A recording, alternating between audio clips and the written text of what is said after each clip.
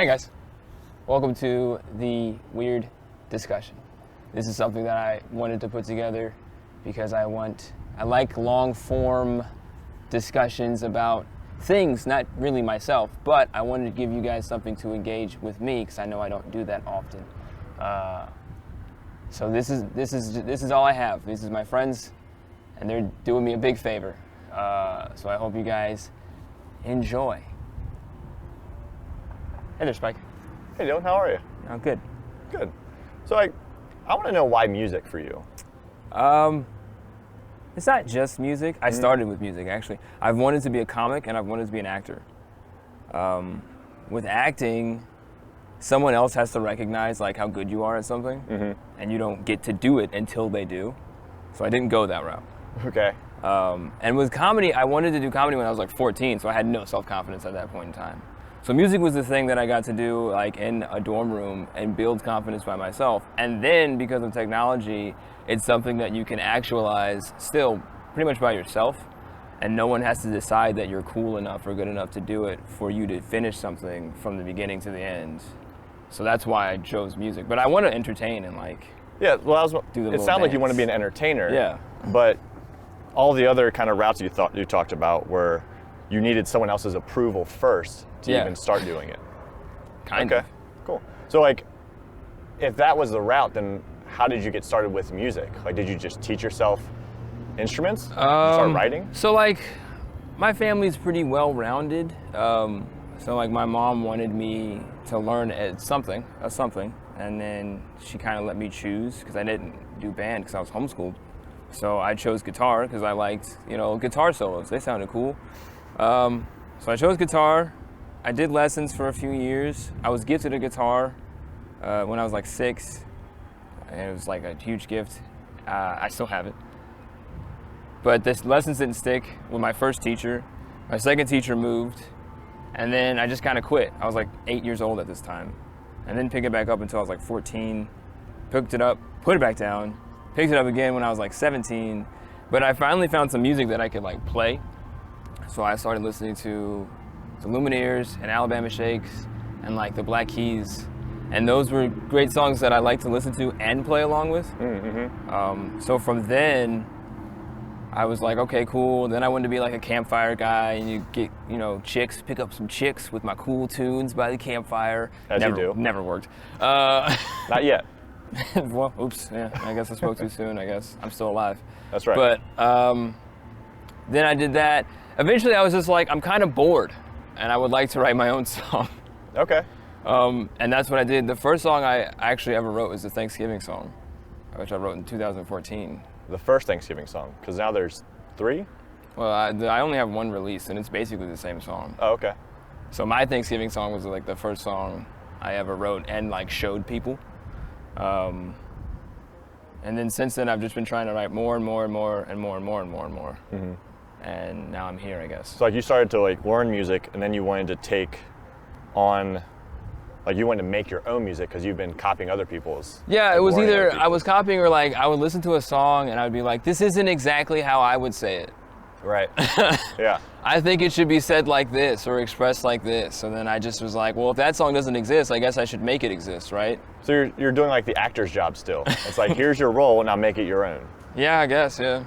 Like, I've seen you perform, and I've heard like almost all of your music. What kind of like artist are you? Are you a rapper? Are you in the hip hop genre? Sometimes you do folk. I don't even know. Yeah, because you do it all. Because if you ask, right, well, it's this weird thing where it's like, if you ask me, what made you get really into music? It's like, oh, well, rap. What made you pick up an instrument?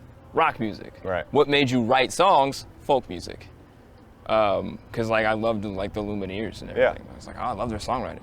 And that made me want to like try writing a song. And then I wanted to try writing rap songs. I didn't get good at that for years. Because I wrote that in 2014, and then I wrote, I think Sticks and Stones, I wrote in 2015. So it took like a whole year of trying things to write even one song that I felt like I could release. Like most of your like recorded people, stuff is rap. Yeah, it's easier to record. It's easier to record? Because I make the beats like on my phone or iPad, and then all you need from there is a microphone, and then you're done. Oh, okay. So, but tracking like, You got a track of piano, and then a guitar, and then a bass guitar, and then your vocals, and then some backup vocals. Right. So there's like it's weird for me. My experience is like, oh, there's more work on like the back end. Like if I write a song on my guitar, I can take that song and go anywhere. Campfire, I can plug in and do a show at a bar. Right. But if I do like a rap song, it's harder to perform that because places around here aren't always set up with like aux chords, even just for like simple iPad or phone stuff. So I've invested in that stuff now, but Yeah. it's still easy to go around with the guitar, at least here in this city. It's like a big duality for Dylan. Like your recorded stuff is rap, it's much quicker, and then when you perform, unless you have like an aux cord plugged in, Yeah. then it's acoustic Dylan on a guitar and your songs are slower, or you might do the same song at a slower pace. Yeah. So like that was always, I think the first time I saw you perform acoustically, I was like, I didn't know Dylan could play guitar. And I didn't know this was like a part of Dylan's like arsenal, was just like folk music almost. Yeah. Yeah. Yeah. You just like to do whatever you want to do. I just like doing whatever I want, yeah. And I'm trying to like, for brand purposes, marry the two online and in person. So I'm working on a lot more sounds of the city. Right. I'm working on a lot more guitar-driven stuff and like producing all of that out so I can release that online so it's not such a shock when someone sees one version of me or the other when I do things live. So Dylan Dent, the acoustic version's coming soon. Yeah. Sweet. Yes. I've been waiting for that. Like, it's September now, Okay. so like November, All right. it'll start. Because we've gotten a taste of that Yeah. with Pennies for Your Thoughts. Penny for Your Thoughts and Lost My Mind are the two tracks that are out now Right. that are acoustic. Funny thing is that Lost My Mind started as like it's a different song. You'll hear it eventually. But Okay. Well, I want to talk about your albums, because The Weirdo, which was like this, to me, it was like the journey of a young man of where do I fit in society? Like, what is my purpose? Oh my gosh, I'm 22. Like, right? Like, what am I doing? Yeah. Like, that was The Weirdo to me. That's funny because that's what it is. Yeah. So that was like years and years of like songs that I have written, and I didn't make them with the intent to release them or be a professional or anything. I just made them as a hobby. Like I made songs during classes in my dorm room, like after breaks. I took it pretty seriously in like my senior year. Like a curious amount of serious, where it's like I'm up at 2 a.m. like I gotta finish this song for no one that no one will ever hear. Like I gotta finish it. But that's what it is. I was like 20 through 22 years old, making all of those songs, trying to be like, what am I doing with the rest of this life? Right. So when you look back on it now, like when I look back at myself in 22, I think, oh no, I'm sorry other people knew me like that. How do you look back on your music of when you were a 22-year-old? I don't know. I actually don't look back on it very much. Yeah. It's like this weird thing that I'm glad I did and I needed to do, and I'm glad it's out there. It's not a full representation of what I want to do when I make music. It's a little bit looser, but it also is kind of more fun in other areas than like the other projects I've done. But looking back at myself as a musician at 22, it was very much, I don't know. Because like my perspective, I remember the person who made that song, and it was like didn't have enough resources to be that about it. You're way too serious with like nothing going. Like I had an iPhone and a pen and paper. Yeah, but it was so authentic. And I was like, I'm gonna do it. Right. Well, that was authentic to like, it's not even you. Like I felt if I had heard that when I was 22, I would have been like, this guy gets it. Like I want to be friends with this guy because he's thinking what I'm thinking. Well, that's good. Yeah. Well, I felt like you were having the normal growing up. Okay, I'm now like at the end of college, getting into the real world. Yeah. What does that mean now? And then you just put a beat to it. Basically, yeah. I was like, I don't know if I've heard these songs before, so that's made me really interested to make them. And I still kind of make songs like that. But I don't know if I've heard this song before. Right. So I guess it should exist if I think. And then we moved. So did you produce that yourself? Yeah. And Because you worked a little bit with Jamie on that album, is that right? So yeah, I worked with Jamie Allen, but Jamie Allen Right. at his house. He helped me record it. I Okay. didn't have any equipment, Okay. so I used his equipment, and we did it in like 2 nights that were a couple weeks apart. That was it. So the whole thing was recorded in like 8 hours or so. And you did all the beats, all the writing, everything. But all of the beats and the writing I did all by myself. I didn't even know. I had to learn how to do it. So that's the other reason why I'm like, ugh, I don't need about to the look at first that. one, is I didn't know anything. Well, as a guy who listened to it today and yesterday, it still holds up. Oh, that's good. It's still a fantastic album. That's great. But then you move into Nothing But Something, Yeah, which is a completely different, big departure. like it's a completely different artist, it seems like. New concept, new sound. Like I'm not saying it wasn't like Dylan, but it was just like, okay, here's Dylan trying a whole new concept. Yeah. Was that you just like, this is what I find interesting? Yeah, so that's part of like who inspires you and like what era you grew up in really affects you as like a musician, because the people I look up to, their whole thing was like, oh, you have to come different than you were last time and different than what's around you. Everything from like, because I grew up with Jay-Z's, Eminem's, Lil Wayne's, Outkast's, like Kid Cudi's, and all of those guys, where you listen to their stuff and like it's pretty expansive. Jay-Z might be like the most focused of any of the names that I just listed, Yeah. but even still, he's pretty broad. Yeah. So for me, I was like, all right, what am I gonna do next? And I got really into Queen Okay. and David Bowie. I want a list now of when you were making each project. What was I listening to at this point? I can tell you. With the first Weirdo, I listened to a lot of Kendrick Lamar and a lot of Outkast. I always listen to Outkast. Some people are like always on repeat. Outkast is one of those people. But I was listening to a lot of Kendrick Lamar and J. Cole as well. Just trying to learn how to rap, and they're really good at it. So I've heard. Yeah. yeah, so there's like a little bit like I'm very much reaching for something deeper on that stuff, while also trying to have like fun, outlandish beats, which is a little Outkast influence. On Nothing But Something, I got really into like Queen and like 80s music and David Bowie. Like Fly With Me, I say is almost 100% based off of David Bowie's Let's Dance. Yeah. Okay. If you listen, like I used that as a reference track. I didn't even use my beat. I just rapped over that song to make sure I was like doing the right thing that I wanted to do. Interesting. So you wanted to make a David Bowie album. I wanted to make like a fun 80s dance album with modern rap lyrics. All right. Well, I think I did it. I think you did too. I don't think people got that that's what I was trying to do. Well, if you go from the weirdo of like, what am I doing to Let's Dance? Let's dance, guys. Well, when was that released? That was 2019. 19? August, yeah. Okay. Because that was a big departure, but it was still fun and unique. Yeah. And you I did hope so. all of that yourself Yep. on your laptop? On a phone. On your phone? I did the first 2 projects on my phone. That's wild. On like an iPhone 5, I think. Because the Nothing But Something's a little electric. Like Yeah. you can it feels more synthetic than the first one. Just a bunch of fun loop sounds. I still use loop sounds a lot, Yeah. just because it's easy.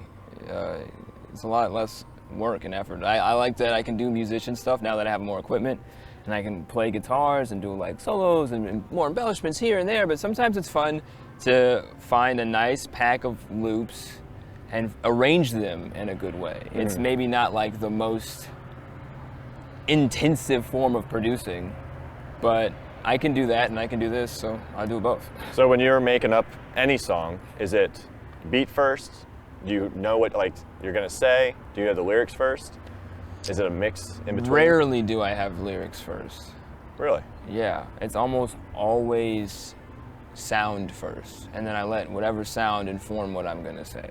Huh. Okay, so it's more like emotionally based. Like this is what I'm Especially, feeling. yeah, especially when I write on guitar or piano, it's super emotional based. Like I would write a song like "Lost My Mind" was all emotionally based, And I didn't think anybody would like that song, so the lyrics didn't make any sense. There's no story structure or through line. It's just like lines and then done. Whenever I rap, I have sounds that I rap over, but I usually have something I want to say first. Mm-hmm. So like a story, or like people need to do this, or like, I don't know. So then that gets me into the Weirdo 2.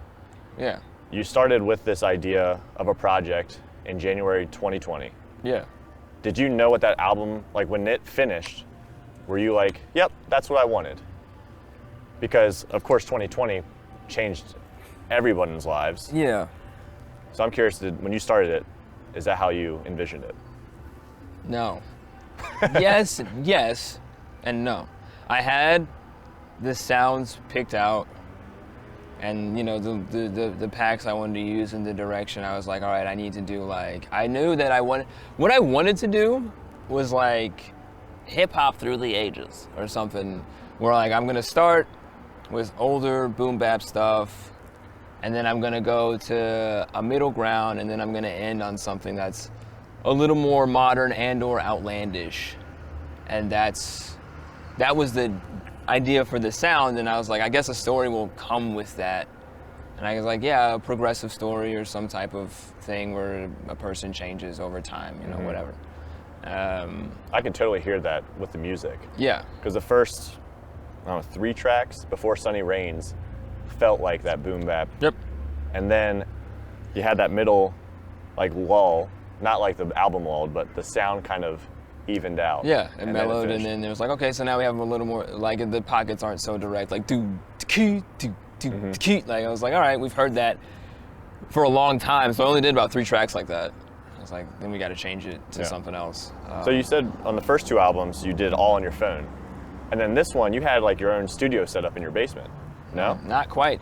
For producing the songs, I had an iPad. I was gifted an iPad for Christmas. And then I upgraded from an iPhone to an iPad. Less letters, but more capability. Yeah, just a little bit more, easier to see things on like GarageBand and stuff. Yeah. And like I could do a little bit more mixing than I could. So I got 2 programs that I was working with, but still just all iPad and loop sounds. And did you produce that all in your basement, like recording it too? Yeah. And then when I moved into the recording for the vocals, I had gained microphones and stuff, so I was like, oh, now I can take more time. And I had a laptop as well, so I was like, oh, I can mess with the plugins a little bit more, and I don't have to worry about either being in somebody else's space or taking up a bunch of studio time that's gonna suck up a bunch of money from my pocket that I don't have. Mm-hmm. So the vocals are like different than, I was worried that they wouldn't match. I think they did okay. I think they did pretty well. So like the Weirdo was, you're here looking out in society, right? Like, where do I fit? And then the Weirdo 2, to me, seemed like you were looking more inward, more emotionally, mentally based, of like, how am I doing? This is how I'm feeling. Yeah. Is that accurate? Yeah, and it's, like I said, I had no intentions. The Weirdo happened, I don't know if it was luck, God, something. It shouldn't have turned out good. Why say that? No one's first thing is good. Well, this was your 3rd thing. The Weirdo 2, yeah. The Weirdo was like, I don't know what happened with that. Okay. But anyways, yeah, the Weirdo 2. It's good that you believe in yourself. Which is actually kind of addressed in the Weirdo 2. Yeah. The Weirdo 2, for some reason, I got locked on this notion of life. Mm-hmm. And like, having learned, I guess what it's about. I do remember what it was. I had finished the Weirdo, and I was on iTunes and everything. So like, if you had told 14-year-old me, like, in 10 years, you're gonna be on iTunes, just like everybody else, my head would have exploded, and I would not have believed you. But I was, and then it's not that it didn't feel good, but I just felt like I had a lot more to do, and you know, like I felt like I was just getting started, and then that almost made me feel like, oh. Yeah, because you had this goal in mind. Yeah, I'm going to be on iTunes. You did it, and you said, if this ever happened, that would be insane. I would never believe it. Yeah. I don't know. And it happened, and I was like, it is insane, but I do believe it also. So then, like, while I walked and made nothing but something, I kind of was like digesting all of that stuff, and letting it ruminate, and like, what does that mean for me, and going through all my changes. And what I did was I tried to, you know, as we do, humans, tried to put that into like a story to make it a little more straightforward and understandable. So the character of the weirdo, I made him into a character instead of like an idea. It's like the first one was almost just me. Right. And then this second weirdo is very me adjacent. It's not me, but I embellished some areas, and I was like, oh great, now I get to write, because like I would like to write movies or like a novel or something, so I'm like, oh, now I get to work on like character work and expression and all of that. So I dug a little bit deeper. But the overall narrative is like, yeah, so there's this guy who achieved something that he always wanted, and then he learned that that's not it. So the whole, or one of the theses at least that I hope people derive, is that like you got to enjoy your quieter moments, because if you try to fight through your quieter moments and only enjoy the high moments, life is going to suck for you, because there are not a lot of high moments. There are 2 on the album, and that's if you have like a great, charmed, lovely life. And then most of it is pretty melancholic. Well, did you have that? So that's the part, like, I'm trying to understand with, it happened in 2020. Yeah. Did you feel that transition of emotions? Because I'm on the precipice, like I'm on iTunes. Yeah. Everything's working out great. And then you just kind of, did you level out like you yourself? Because was this like a following Dylan? A little bit. I did. I mean, yeah, I used myself as, they say, write what you know. So Yeah. That's all I got. I used myself as a, you know, my own muse, which now makes me sound When you say it like that, very self-centered. Dylan in his basement with a mirror. It's like doot. No, but yeah, I pulled from my life pretty heavily. You know, I didn't go, I guess, as low, but there are things that I fed into. So you pull from other low moments that were fueled, and then you kind of adapt them into this story, and then you kind of pull from other high moments that maybe you didn't reach with music, but you reached. Because like when I graduated college, I felt really, really cool and good, and then I didn't know what to do next. I had to find that whole new path. So yeah, I don't remember what the question was. Did I answer the question? Yeah, well, I was basically asking, did this, like, 2020, you went up and you leveled out and you kind of came down and you kind of finished on a high? Because also, before or as you were dropping the album, you posted all those pictures leading up to it. Yeah. And you also had a post that I found really interesting, was that you said you almost quit music. Yeah. Like, when was that? And why was that? That actually happened during 2020. It was just, I mean, it was a hard year. Yeah. That's why the Weirdo 2 to me fits so well. Yeah. Because you go in there, you're great, and yeah. Oh no. But what had happened is, like, you know, I had a couple projects, I had some songs that I didn't know at the time.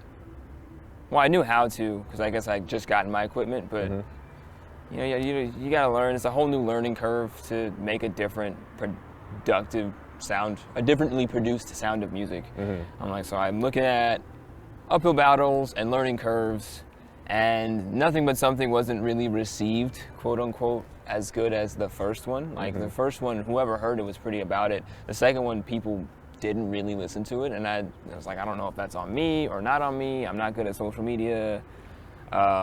Should I be doing better? Should I be doing worse, less, more? I don't know. And then I had this show that did not go well, at least in my opinion. And that just, like, I was like, I don't know, man.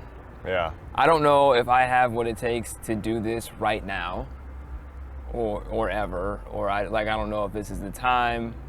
Maybe it's past the time, because, like, we see so many people who are postered up who are like, this person's 16 or 17 and look what they did. And I'm like, I'm 26 now, and I'm not. Yeah. So I was just like, I don't know, maybe I'll stop and do something else. Well, you're also putting that with all the emotional baggage that was 2020. Plus the rest of the year, yeah. Right. And so if that wasn't enough, there's like all this rest of the year stuff going on. I'm like, originally I was going to work in healthcare, and I was like, maybe I should go back to healthcare. Like, they're hiring. Yeah. They're paying a little bit. They're That's right. doing, and you know, there's also a need, and I'm like, yeah, that wasn't a bad idea of that path, but I'd already started the Weirdo too, and I like to finish things if I can. So I was like, I'll finish the Weirdo too, and see how I feel about everything. Well, to bring that to the analogy of you wanting to be a comedian, Yeah. you bombed, and you're like, okay, I gotta make that choice now. Am I gonna continue Yeah. or not?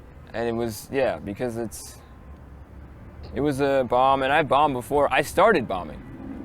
Like when I did my first open mics, I would forget lyrics and first verses, and like first performance ever, I forgot a whole verse of like the song. I did 22, and I forgot the third verse. Forgot how old you were. Yeah.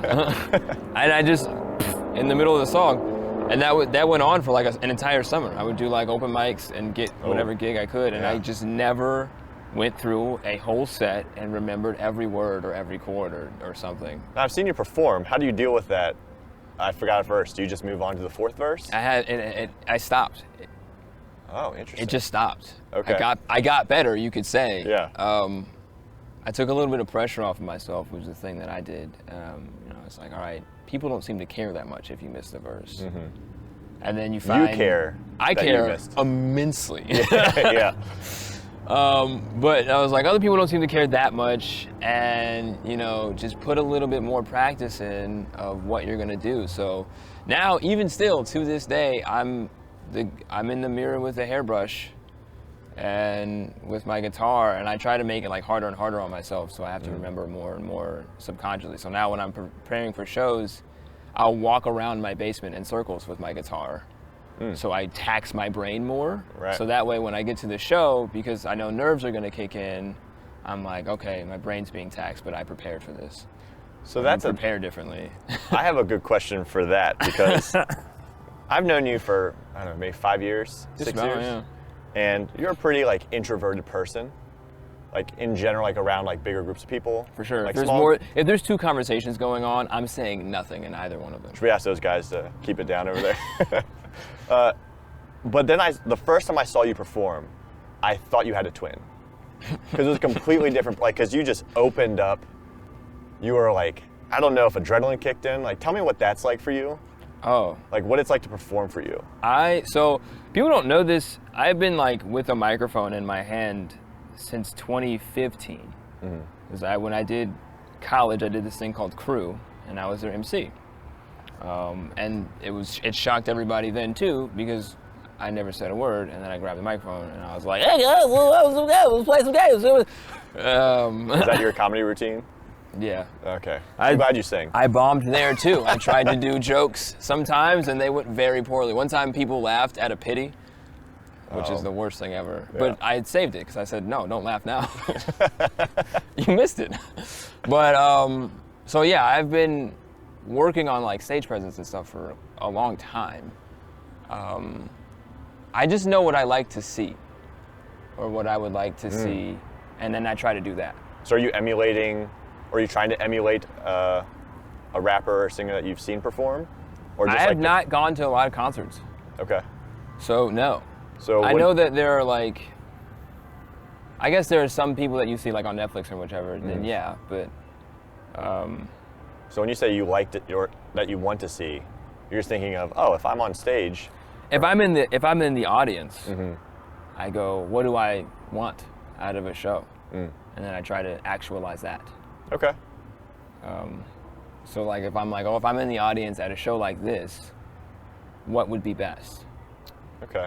And then Does that character change? Yes. For every. Just about every show I've done so far, I tweak it just a little bit to fit whatever I'm doing. I don't put on a lot of my own shows. I'm about to. I'm very excited for it. So I'm like, oh, now I don't have to tweak as much, because now this is my space that I'm providing for people to come see me, rather than me being a performer going into somebody else's space trying to feed their audience. So does that also include what songs you're going to sing, like your set, or is that only your persona and your energy? Everything. Really? Yep. So you change sets like, ooh, that set's not going to work today. I'm going to. Yeah, so I did the Appalachian Vibes Fest, and I'm like, all right, no rap. pretty easy. And it's not so much that they would be rude or mean about it, but I'm like, I want the whole day to flow well. If I was going to Appalachian Vibes Festival, I know that like, all right, I kind of expect this, and it's not so much if I got something outside of that, I'd be upset. But like, you kind of have an idea from the name and the list of acts. Right. Like, all right, they're gonna do this, so I try to match that and do it my way. Okay. And then tweak it. If I go to, you know, I did the mental health and motion stuff here, down the street. And, you know, I did a mix of both because the crowd's gonna be a little bit more eclectic. They're pulling in from different spaces and I can kind of expand myself a little bit. So yeah. So it just depends. You just dropped that you're going to be doing your own shows? My own show I have on the calendar right now is October 16th. What show? What's this? It's just Tell me about me at the spot on Kirk, downtown. Awesome. And it's just me. Okay. And I've never done a show like this. So are you, like, do you have your set ready? Yeah. I have an idea of the set. I'm going to narrow it down this week. Okay. To like songs, order. Do I want to keep the same order of the album songs? Do I want to change the order? Because if you change the order, you can change the meaning, and it's like, oh, great, now there's extra stuff for them to dive into. But then you've been performing a lot recently. Like, you did a stadium recently? Oh yeah, I did a Red Sox show. That was more of luck. My friend Macklin Mosley, who was another artist here in Roanoke, had that show in which he got basically by a Who You Know thing. And he wanted to bring in some musicians, and he wanted to give me a couple of songs. Because, you know, we're bros, we're homies, and that was really, really kind of him. So, you know, I did that. And even still, I'm like, all right, if I'm going to do a show with Macklin and musicians, then I have to pick my songs. So I didn't rap, I did Penny for Your Thoughts and Nothing Left to Say, which are like hybrid rap music songs. So everything, always. So I want to know what your favorite song is, because I've heard you perform a bunch of times. Yeah. And the crowd favorite every time. Everyone else's favorite song. Well, the crowd favorite's Penny for Your Thoughts. So I want to know what your favorite song to perform is and why it's not Penny for Your Thoughts. It's not Penny for Your Thoughts. It's a fun song. I think my favorite song to perform. I haven't performed a lot of the Weirdo 2, so I can't speak to that. Which I'm very excited to hear. I will in October. But my favorite song to perform is actually my song called Nothing Left to Say, which will be out soon. I'm aiming for March, but okay. The recorded version. Is this a whole album concept, or is this just a single? It'll just be like stuff. Okay. There'll be more songs coming along with it, but you know, you're a little taxed. I want to keep making music, and I don't know if I'm going to do another big concept immediately. Right. But it's nothing to say, because when I wrote it, I couldn't do it. So it's like a personal thing for me. Oh, okay. When I wrote that song, I could not rap and play guitar. And it's older than Penny for Your Thoughts by like 2 years. So do you hold on to songs like, I can't do this yet, but when I can? Now I'm pretty good. Well, we're done. Thank you. Yeah, no. But like, that was 2017. 2017, I was writing all my first batch of songs. I was writing Weirdo 1 songs. So I'd written this song, and I was like, I could not do the song. I don't have the dexterity to play the guitar and rap at the same time. Right. So I got to a place where I could do it, and I'm just like, that's one of those little things that like, and I'm very proud of that, and that's why it's one of my favorite songs to perform. Cool. So where'd the purple hair come from? I like purple a lot. For some reason, it was a part of the aesthetic of the album. Like if you look at the pictures and stuff, there's like a lot of purple. Yeah. Because I wanted to kind of push the idea that this weirdo existence is not on the earth, that at least the earth that we know. The sky is purple and everything. So then to bring that out of the online image and onto the stage, I was like, oh, how am I going to do that? Because I can't just have purple clouds or backdrops. I don't have that money. I'm going to just dye my hair purple. So I just got purple hair dye and did it. And just like put it in there when I perform now. But for the Weirdo 2, you have a photo for each song. Yeah. Was that a part of the initial concept for the album, was to have another media for it? Yes. This was very planned out. Just about everything you see, I did think of and intend to do, just to toot my own horn. But yeah, this one I said, all right, I would love to have written like an accompanying movie or something. Like I would, for this one I was referencing a lot of stuff. Kanye West came up on Dark Fantasy, and he had like a movie going along with it, kind of like help a narrative structure go. And I was like, I would love to do that. Can't. Money, time, COVID, whatever. So I said, what can I do? So I called Will Drew, great photographer here in the city, and I knew that he worked with like Photoshop a lot. So I called him, and I had an idea of what I wanted it to be. So I knew that I was going to go with an outside hiking motif. So I knew that I wanted to get like a big hiking image from the city. And I just went for the one on McAfee's Knob.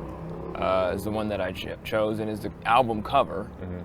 And then on the way up and down, we took a bunch of photos, and I would think of like, okay, this position kind of represents this emotion of the song, or like this, and then this one for that one. So things like the valley was almost exactly what I imagined in my head, where I was like in this ravine type of location, and I was being looked down upon because, well, if you're gonna make the person feel like they're down, you put the camera above. I think Will probably told you that. I actually did that. I chose the angle for that shot. Although he did a lot of the lighting and obviously all of the Photoshop. Yeah, so, the photos were fantastic. Big ups to him because he really came through. So. And the pairing of each one was really nice because I watched it yesterday and this morning. I just had them scroll through. Yeah. And they matched the mood really well. I really enjoyed that. Yeah. So he took a lot of pictures, and then I went through and I was like, this is this one, this is that one, this is this one, that is that one, and then try to do these things with them. And then he took the rest of it. In that post that I referenced before, you said you wanted to make a movie for this. Yeah. Would that have been the same like hiking motif, or would it have been just like your own Prism person, New World? I didn't give it a ton of thought. It might it might have been a musical where the songs from the album just appear into the thing, and I get to expound more on like character and who he's with or whichever. And like I could have made like, if the album itself is about 40 some minutes, and I'm like, oh yeah, only a little bit of footage in between each song to make it like a 50-minute like little short film or something like that. I might have done something like that. And I'm like, that would have been really cool and interesting. I just obviously. So maybe in the future. In the future, I'm definitely going to do a lot of stuff if people give me money. But yeah. Yeah. So most of your like interactions with other artists, even the hiking motif, is based around this area, Roanoke and the Valley. And you've engaged a lot with different organizations to perform for, different musicians. Tell me about that, about what it's like to engage with other artists, because I've never collaborated like creatively like that. And also, is that like important? It seems pretty important to you to be integral into the community. Yeah, it's interesting that I'm seen as collaborative, because I don't see myself as collaborative. Because like I do a lot of songs. Most of my songs are like me. Like I made it and wrote it and did the thing. But I've worked with a couple other artists, Magdalene Mosley, Brian Hancock. I work with. Probably mostly if it's like a soul session show or just another song or something. But I like this city. I think this city needs more stuff. That's not articulate at all. But I want to see something big come out of Roanoke. I see no reason why there shouldn't be bigger, like I guess more iconic people or something, person, place, thing to come out of this city. It's a huge city. Well, it's not a huge city. It's a very small city. But for the area. It's the biggest in its immediate area. Like to find another city that compares or outgrows it is Richmond, and it's 4 hours away. So I'm just like, I don't see why. Like, why is there no really, really cool stuff? We've got tons of high schools, i.e. tons of young people. We have 4 or 5 colleges in this immediate area, not even including like Radford or Virginia Tech. I don't understand why things aren't coming through here a lot. So it's very important to me that like this place gets bolstered. And I've kind of taken that on pretty intensely, but also pretty quietly, at least up until this point. Because that's what I want. Because I could have gone back home to Chicago, and I thought about it, like years back. I was like, if I'm gonna start, where do I want to start from? I could start from Chicago. They have they have more avenues. It'll be a little bit harder to be interesting in Chicago, but I think I could have cut my teeth a little bit sharper and gotten through. But I decided to stay here because I'm like, I want something cooler to come, at least from this side of Virginia. Because Virginia has tons of legends. Timbaland, Pharrell, Chris Brown, Missy Elliott, Jason Mraz. Like, tons of people have come from the state, but no one from this specific region of the state. And I'm like, well, I guess it's time. Cool. So yeah, if I got to be that person, I'll be that person. If you have to be big, I guess I'll be big here, right? Now, at least since I've known you, I've noticed that there's been more hip hop and rap in the city with Macklin, Brian Hancock, with things like Soul Sessions. Yeah. Is that more of a recent thing, or has that just been simmering and it's just getting more light now? I don't know. I looked for it and I found it, but it's so quiet. I want it to be louder because I don't know how long it's been there before. I don't remember hearing about it a lot, but I don't remember hearing much about any of the musicians in the city before I started playing music and looking to be a musician in the city. You kind of would go to a bar and there would be somebody doing something or something like that, but there's lots of live music. No, who's the guy? Where's the guy? Who's the band? What's the show that we're going to without food involved? Yeah. I don't know who you point to for that. Right, because there's like exactly what you said. Like, this bar has this band on Wednesdays. Yeah. And then like, we have lots of live music, but there's no like, unless a big person's coming through like Berglund or something. Which doesn't happen often because we don't export. Right. If we exported more, then we would get more in. But if you're booking shows and you haven't seen a lot, oh, so-and-so's come from here, this person's come from here, they really appreciate this style of music or that style of music. So we don't really know, no one's really looking to go back in and make money off of us because we don't seem to give money to this thing. So with I used the word collaborate earlier, and you were right, like most of your music is like internally like viewed, but you've done a song with Macklin. Yeah, I've done two. You done two, because you were also on his album, right? I was on his Christmas song, and he was on Nothing But Something. Now, And I've done a song with Tell the Truth, Brian Hancock. Anyways, yeah. So are you going to continue to try and collaborate? Is that a weird, like, offset that you don't, like, you like working with them, but do you want to record music with them? It's I am more interested on working in other people's stuff if they feel like I could be used well. Okay. You know, I want to make good music. With me, it's so weird because music is like so personal, where I've let it become so personal, and what I create is like feels very intimate with like me or what I think or a viewpoint or something that I don't like bringing a ton of people into the room with me when I do things. I'm also like very big because I try to go to like vulnerable places. I don't want to bring a lot of people along with me into that. So it's like there's like a trust issue thing where I'm like, it's not so much that I'm against working with other people, but to bring people onto my space. Right. It's like, Yeah, that can feel. I gotta like you. Well, you do. I gotta know you. I gotta like you. You sing about such personal, vulnerable stuff. So it's like, hey, do you want to sing about how I felt when I'm 25? Yeah, feelings. And feeling songs may be good. They don't make a lot of money, so you know. Well, not yet, but we're not a lot of play on the feeling songs. Fine. What? I might disagree with you there because it feels like our culture is now starting to look at like how are you feeling, and you see a lot more musicians and like media in our culture talking about like the mental, emotional side of people. Yeah. So you might be hitting that like. I might. In stride. I hope I'm ahead of curves. I wouldn't mind being ahead of curves and then just doing things. I don't know. Yeah. I think Kid Cudi has always been that way. Well, he was like very well ahead of the curve of like the mental, emotional side of things. And I think people don't give him enough credit, but that's whatever. You know, he's got enough fame. This is about me. I agree. Yeah. We'll do a different interview about him. So is it hard working, because I've never done anything musically. Is it hard working with other artists? Like when you jump in, you play guitar for them, when you are singing for them? With me, yeah. But that's because I'm not very good. Like, we've spent like an hour talking about how good I think you are.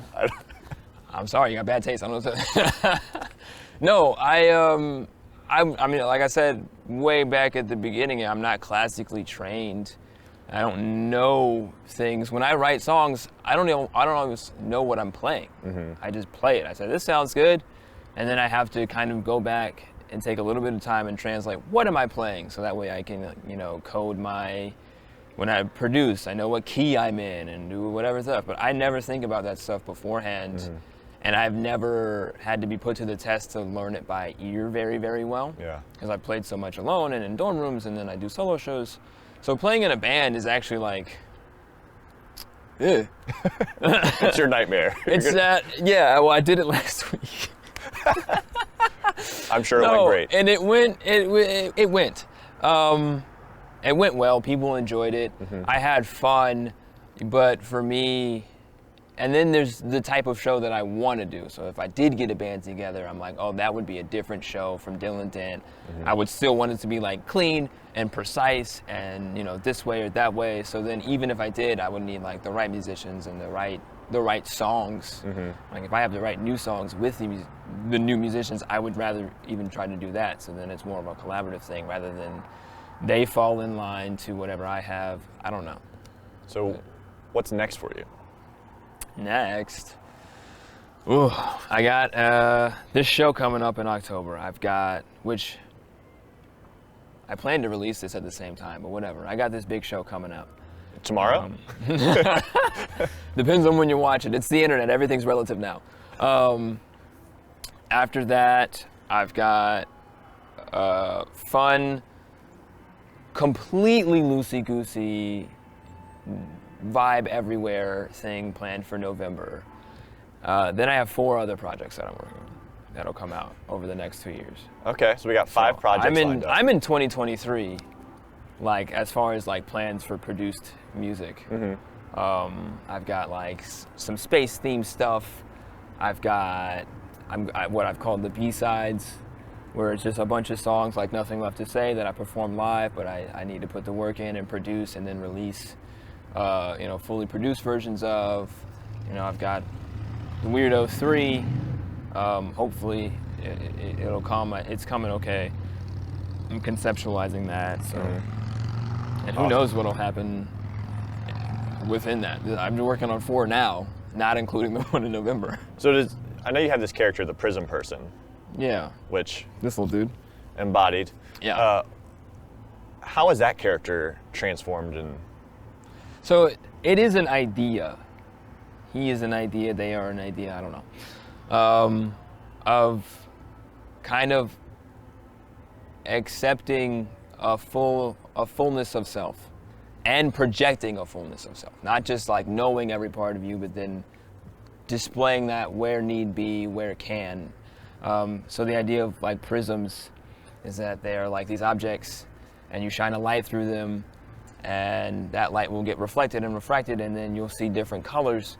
So like be a person like that. Well, I'm very excited to see what other colors come out of you.